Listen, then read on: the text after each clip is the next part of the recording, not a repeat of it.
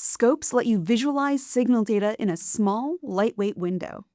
The Simulink Scope offers oscilloscope-like functionality to help you visualize signals and understand their behavior during simulation. You can uncover issues in the model early in the design stage simply by analyzing the signal data. To add a scope to your model, open the library browser, select Simulink, and then Sinks, and drag the scope block into your model. Or, even easier, double-click the canvas to open the Quick Insert menu and start typing scope, and select the scope block from the results.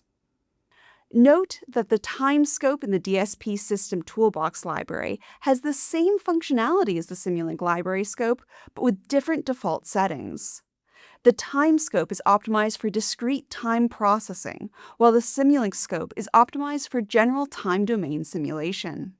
Visit this documentation page for a more detailed comparison.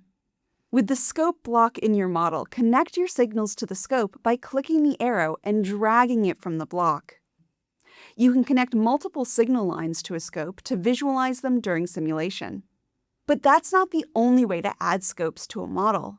You can use the scope viewer to visualize signals without connecting them to a scope block. The viewer has the same functionality as the block, but is not connected to any signal lines. This makes it easy to display signals from various levels of hierarchy without cluttering the editor with additional blocks and signal lines. To add a scope viewer to a signal, right-click the signal line, click Add Viewer, and select Scope. You can also select the signal line and select Add Viewer in the Simulation tab of the Model tool strip.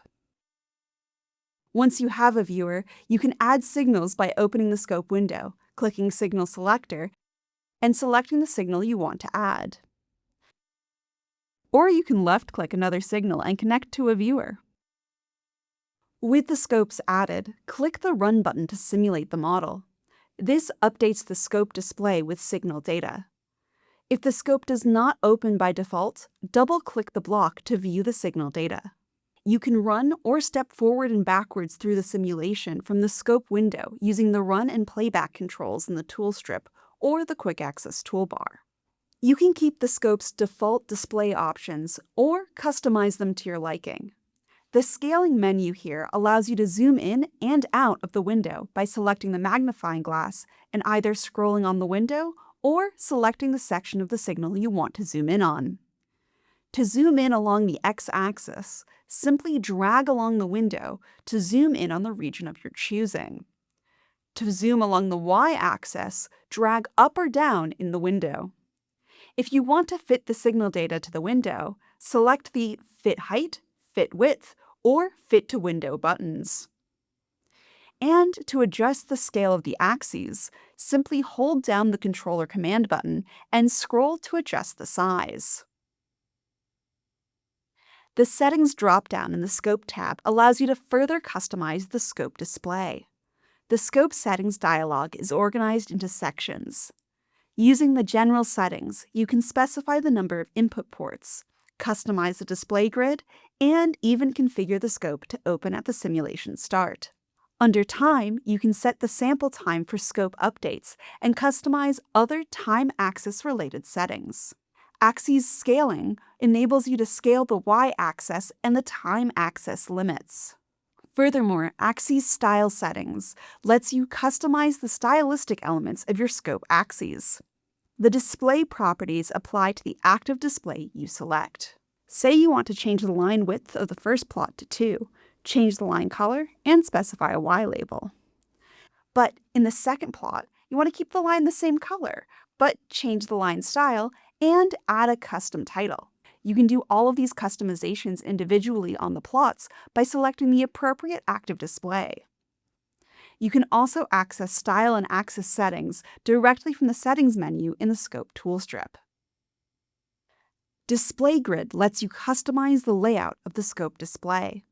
If you want to visualize 4 signals in one plot, in the Display Grid, select a 1x1 layout. The display now shows all 4 signals in one plot. And select a 4x1 display grid to go back to the previous configuration. The Measurements tab gives us all the settings for signal measurements and triggers that the scope supports. Your Measurements tab may look different depending on which products you have access to. If you have the DSP System Toolbox or Simscape and want to compute the statistics of the third signal, start by going to the channel selector and selecting the third signal. Toggle the Signal Statistics button to open a table at the bottom of the window displaying basic statistics like the minimum and maximum values, mean, and standard deviation. Selecting Peak Finder will open the Peaks panel displaying the X and Y values for the peaks. Additionally, pointers will note the peaks in the window itself. The Measurements panel also offers interactive cursors and triggers to analyze specific data points and capture events for troubleshooting. So that's the scope display. But what if you don't like getting two separate scope pop-ups when you run your model? Well, that's where docking comes in. If you go to the Scope tab and select Dock, the scope opens in a new window called the Scope Container. If you select Dock All the scopes in the model are docked in the Scope Container. This provides a convenient interface from which you can visualize signals and manage settings for multiple scopes in one window. You can undock windows just as easily by selecting Undock for an individual selected scope or Undock All to undock all windows. So that's the basic overview of scopes in Simulink. To learn more, check out the Scopes documentation page. Thanks for watching and happy Simulinking!